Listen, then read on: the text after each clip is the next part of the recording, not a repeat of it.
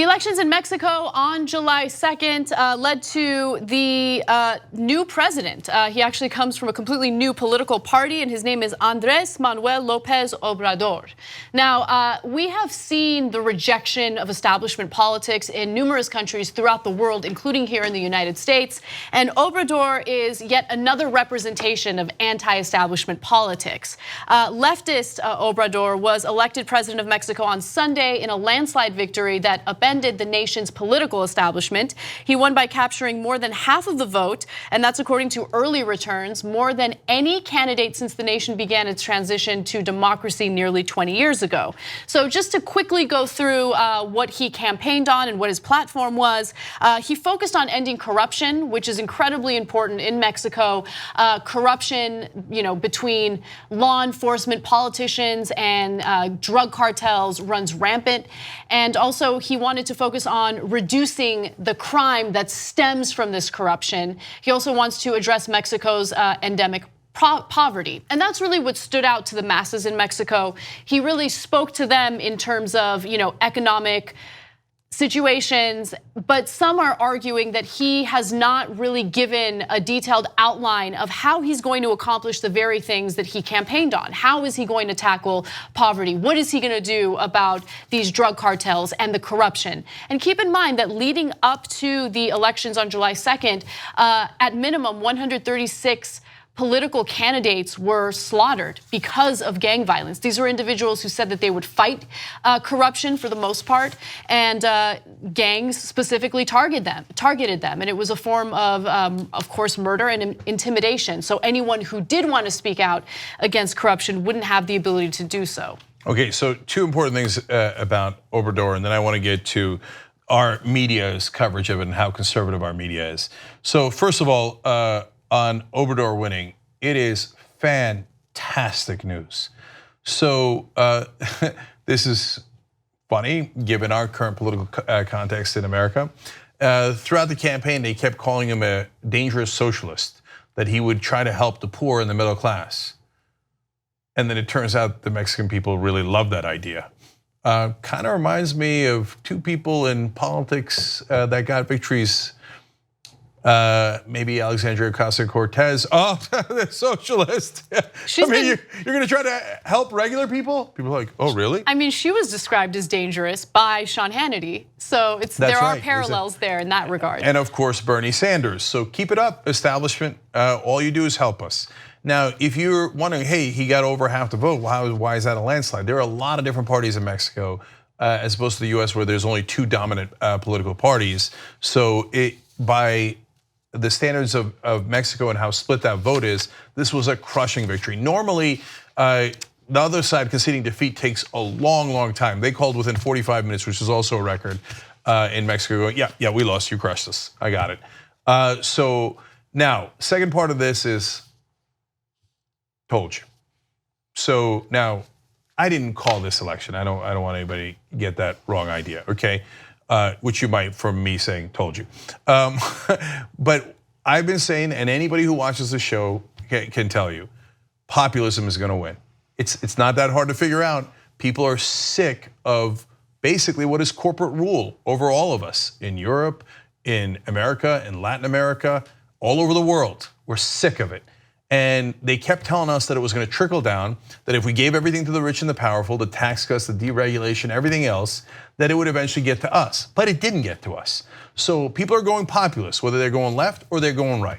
And so that's why I said Corbyn would do great and would win. He didn't win, but he closed a 20-point lead. It was actually a 24-point lead, and he closed 20 points of it. Bernie Sanders didn't win, but remember, they had enormous institutional disadvantages, including almost all the media being against them. Bernie Sanders closed a 60-point lead against Hillary Clinton.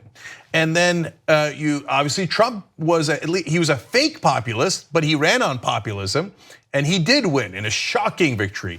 Brexit was populism. And then there's populism, all Italy, Greece, some going left, some going right. Colombia is another example. That's right.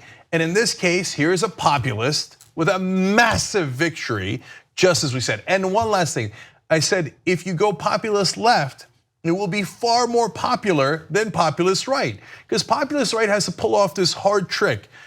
don't worry, I'm going to give everything to the rich and powerful, but somehow that's going to help you. Right. Okay. Well, whereas the left says, no, I'm just going to help you, right? Which is much more direct, much more logical, and much more understandable. That's why a populist left candidate would win much easier. So very quickly, what I'm noticing with the populist right, I think for the most part you're right, but the strategy from the populist right isn't we're going to help you by giving the rich and powerful even more, although those arguments are usually made when it comes to things like tax cuts. What I'm saying is, from the populist right, we're going to help you as a disadvantaged person by attacking those who are even more powerless, that are taking all those limited resources away from you, right? Yeah. And so they stoke up the fear, the anger, the hatred, and that does work. But you're right, Cenk, it's not as popular as what you see from leftist candidates who also preach, populism to, uplift people and help people in general. And if you remember, the #1 winning strategy for Trump was drain the swamp, I'm against the corruption, and I'm against the global financial elite. Now, he named them as Goldman Sachs, and then he filled a huge percentage of his cabinet with Goldman Sachs employees. Yeah. Because on the right, it's all a trick. They're not at all populist. Okay, it's a way to lie to you and deceive you. They say, oh no, we figured out who the powerful are. In America, it's the guy who crossed the border from Mexico without $1 in his pocket. He's the powerful guy. He's the one manipulating things. Muslims are in charge in America. They're about to do Sharia law. Now that is preposterous. So if you have a populist left candidate, people go, yes. Now you can say, hey, Cenk, that's a theory. It's not a theory anymore. Look all across the world, and including right here in Mexico with this election. So I'm almost going to stop saying it, because I'm afraid that the establishment is going to catch on and fight against people like Bernie Sanders even harder. Right now, they're asleep at the wheel, like, the populist left, that'll never win. Actually giving people what they actually want in a democracy, that's crazy talk. Well, I mean, the establishment, at least here in the United States, is waking up. But luckily, they're not attacking Bernie Sanders type candidates the way that they did before. If they're anything, going to. They will, but I think let's also give credit where credit is due. We are seeing some politicians here in the US say, you know what, maybe I don't want to take the corporate PAC money. Maybe I also want to fight for the same issues that Bernie Sanders was fighting for. So I want to give those politicians some credit, because look, when you have establishment Democrats, for instance, attacking Alexandria Ocasio-Cortez or Bernie Sanders or democratic socialism in general, we're going to come after them. There's no question about it. But when people are willing to adapt and evolve, I think it's important to, give them the carrot, and if they don't follow through, you give them the stick. Yeah, and so they will, trust me, they will attack Bernie Sanders viciously if he's involved in the presidential race. Now let me go to our media, because it affects the story about Mexico. It also affects how they cover things here in America. I'll take the New York Times as an example. They wrote the story, and so unlike the right wing, we don't think their media is lying. They didn't make up the results of the election. They didn't manufacture news. It's not fake news, but they do have a slant. And so throughout the article describing Obrador's win, they say things like, he has a slate of social programs, but he doesn't explain how he's going to avoid overspending and harming the economy. Look at the assumption in that sentence. Well, if you have someone who's actually trying to help the people, they're going to overspend. But we just had Donald Trump, for example, in America, overspend. He gave way too much to defense contractors and did giant tax cuts, and there's now a $2 trillion hole in deficit. But you never ever frame it that way. When it's anyone on the left, they're going to try to help people. Overspending, how are you going to not harm the economy? Actually, giving all the money to the rich in the form of tax cuts hasn't helped at all. But in reality, if you give it to the poor and the middle class, they have to spend it right away. That money circulates to the economy and does help the economy. But if you work for the New York Times, you must write in print, well, if it's a leftist, they're gonna overspend. Are they? I mean, really, can he not overspend? It's gonna harm, it might harm the economy. Look at the framing, but I just getting warmed up. They said he's a firebrand with a tendency to dismiss critics in the media and elsewhere. And how will he govern?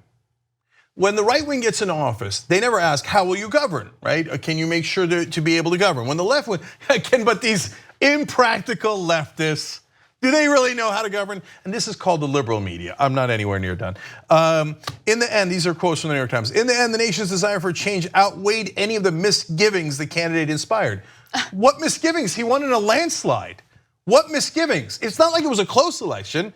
No, you have the misgivings, and you don't even realize it. They didn't. This is not a conspiracy. The New York Times didn't get in a room and decide they hate liberals. It is ingrained in their bubble, in their heads, in their groupthink. No, they must have misgivings because all of the people that in this room hate. They don't know it, but we have great disdain for anyone on the left. So I got misgivings. You got misgivings. We all have misgivings. The Mexican people obviously didn't, but I don't know. I don't know how he's going to overcome my misgivings. So why don't you be honest about it? Okay. Wait, can I just respond to that really quickly? So you're right. They do specifically attack what Obrador wants to accomplish when it comes to the impoverished or those who are disadvantaged economically. But I feel like of all the promises that he made during his campaign, the most challenging to accomplish is, doing away with corruption. That is a difficult thing to do in a country like Mexico, where local law enforcement is very much in bed with drug cartels. So look, if you're criticizing that portion of his platform, that deserves a little bit of not speculation, scrutiny. Yes, exactly. And they totally ignore that, even though I would argue that is the most challenging thing to accomplish, and I think that's telling. I know, but isn't it wonderful to have someone who's actually going to try to end corruption? Yes, I mean, I love that that's what he wants to do. I'm just saying, if you're going to do a deep dive in his policies or what he's saying he's going to do, out of all the things he's promised, the thing that seems the most challenging is the corruption. Yeah, but look, but unfortunately, it's gotten to a point. And I really think the New York Times and other media does wonderful reporting most of the time. But it's getting hard to trust their reporting on some of these issues because they say later that he, on the issue of violence, ending violence, largely failed to articulate a policy that goes much beyond platitudes. But that's the same thing they said about Bernie Sanders, even though he had long descriptions of his policies on his website. He would speak for an hour and a half all about policy and how he would get things done. And the reporters would come out and go, I wish he'd explain how things would get done. He just did for like an hour and a half, right? So when they say that he has platitudes, I'm sorry, but I don't trust you. I don't believe that that's the case.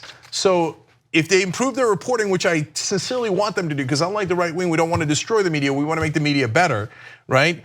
Then I would have more faith in their reporting about Obrador. Right now, it does seem deeply biased. So, and we are very upfront about our perspective. The fact that he's actually going to try to serve the Mexican people and try to end the corruption, I love it, and I hope to God he can do it. That doesn't mean that you shouldn't hold him accountable if he does it. Of course you should. 2 easy ways to follow the Young Turks. One is hit the subscribe button down below, then you're a TYT subscriber. And second is ring the bell. And when you do that on YouTube, you're notified of our videos.